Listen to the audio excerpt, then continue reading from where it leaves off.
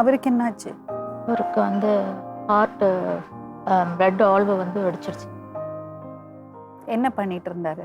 சிபிஐல pension எல்லாம் வருமா உங்களுக்கு? பென்ஷன் அவருக்கு வாங்கிட்டு இருந்தாரு. விஆர்எஸ் வாங்கிட்டாரு மேம். எனக்கு உங்களுக்கு வருமா பென்ஷன்?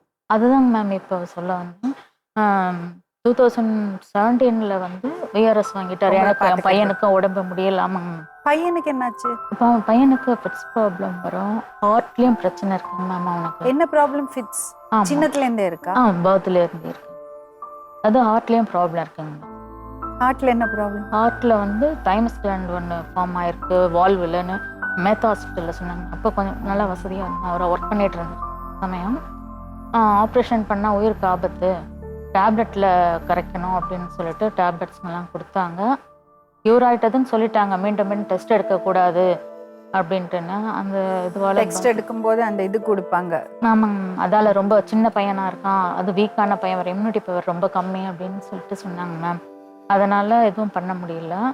டேப்லெட் கொடுத்து விட்டுட்டாங்க போதும்னுட்டாங்க. ஆனாலும் இப்போவும் வந்து கொஞ்சம் நர்வஸ் ஆனாலும் அந்த படபடப்பு பெயின் எல்லாமே வருதுங்க.